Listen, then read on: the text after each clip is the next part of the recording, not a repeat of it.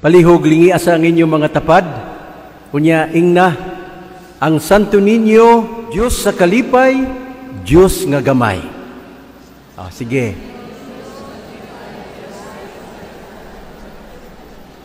Ang Santo Niño, Diyos sa kalipay, Diyos nga gamay. Pit Senyor! Atong pakpakan ang Diyos nga bata.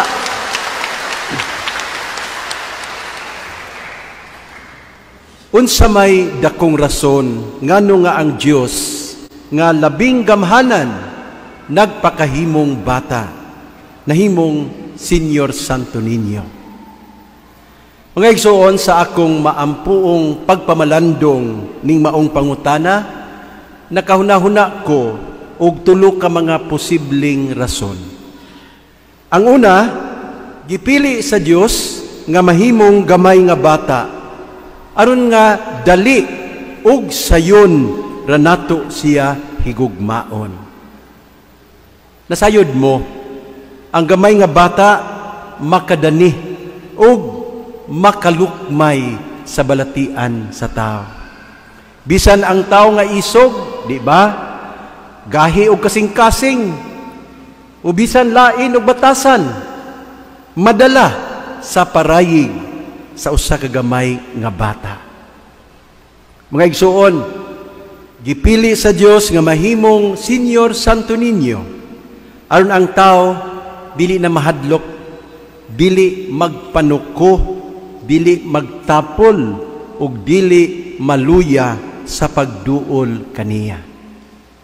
Ug kini baya ang nahitabo tan-awa ug pila ka milyon ka mga magtutuo ang muadto, ang uban muhapit, ug daghan ang magbalik-balik sa pagduaw sa Dios nga bata didto sa Basilica di Santo Niño sa Sugbo. Ug bisan sa atong mga panimalay ug mga simbahan, ang Senior Santo Niño kanunay natong giduol ug gisangpit isip atong manlalaban ug kadangpan. Ang hari sa kalipay, hari nga gamay. Siya gayod ang batubalani sa gugma. The magnet of love. Maganoy gyud ta padulong ngadto kaniya. Ikaduha, ang Dios nagpakagamay nga bata aron kita iyang dasigon sa pagdapig, paglaban, pagpanalipod, o pag-atiman sa mga gagmay diha sa katilingban. Sa paghahimong Senior Santo Niño, ang Diyos nakigiusa sa mga gagmay, meaning sa mga kabus ug timawa, sa mga ordinaryo ug linupigan, sa mga walay tingog sa katilingban, sa mga inosente, sa mga maluyahon, sa mga may kapansanan. Diha kang Senior Santo Niño, mahinumdum ta sa gisulti sa hari nga maghuhukom. Whatever you did to the least of these brothers and sisters of mine, you did it to me. Sa matagi gayon, nga maghimo kamo niini sa labing ubos, niining ako mga igsuon, gihimo ninyo kini kanako. Matthew 25 verse 40. Mga igsoon, gihigugma nato ang Senior Santo Niño ug mapamatud-an nato ang maong gugma kung kita mahigugma ug maluoy sa mga gagmay sa atong katilingban. Ug ikatulo, ang Dios nipili nga magpakagamay bata aron nga ang mga kabataan ato gayong higugmaon, amumahon ug dalhon ngadto kaniya. Ang matag bata nga mahimugso sa kalibutan, gasa gikan sa Dios ug angay natong dawaton nga mahinangpon. Sa pagpadako kanila, ato silang pabation ug pasabton nga sila mga anak sa Dios, nga sila mga sakop sa banay sa Dios. Ang matag bata bililhon. Nindot kini nga pahimangno, ilabi na ning modernong panahon, kanusa daghang mga magtiayon ang dili naganahan manganak. Maglikay nga mahasol o gusto lang magpakasayon. Dili unta kini mahitabo kanatong mga Pilipino nga nahigugma pag-ayo ni Senyor Santo Niño.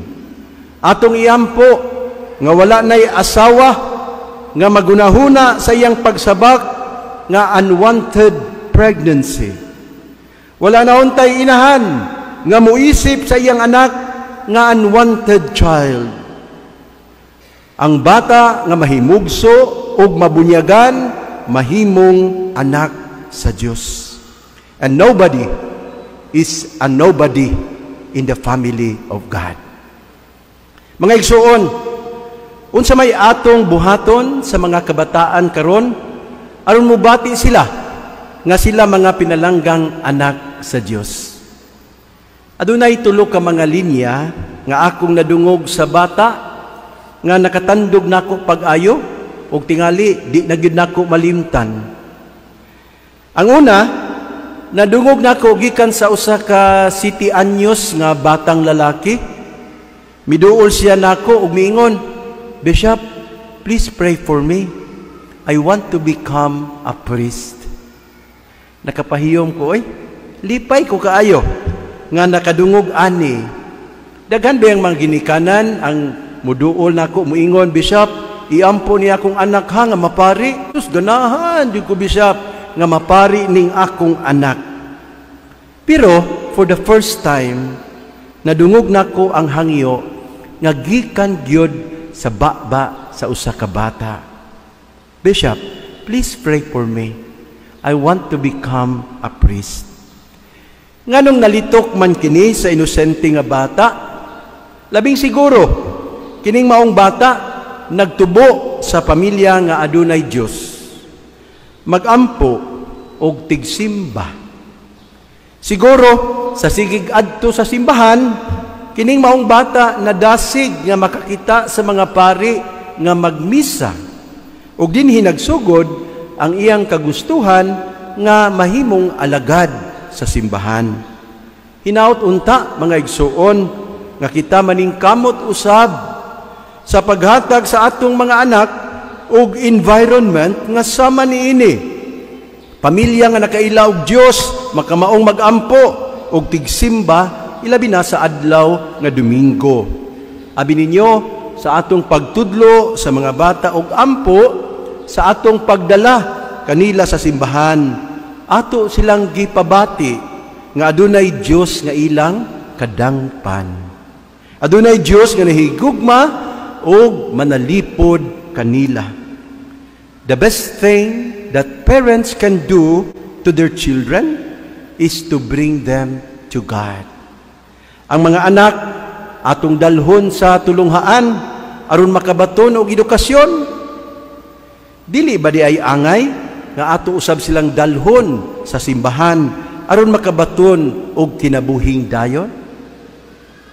Matud pa sa usa ka spiritual guro, the greatest legacy one can pass on to one's children is not money or material wealth, but rather a legacy of faith. Ang ikaduhang linya nga akong nadungog gikan sa bata nga dili nako malimtan mao kini, "Bishop, nganong dili man ko pinangga sa akong mga ginikanan?" Gipangutanan ni sa usa ka batang babae kanako, gisakitan ko pag-ayo. Kay nakita nako sa iyang mga mata ang kasubo o kabalaka. Ngano nakasulti man ka, anak, nga wala kanila higugmaa? Ako siyang ipangutana. Og siya mitubag, kanunay man ko nila kasab-an, Bishop, og bunalan, kanunay ko nila pasakitan. Mga igsoon, kining maong bata, nagrepresent sa daghang mga kabataan karon nga wala maayo pagdala sa ilang mga ginikanan.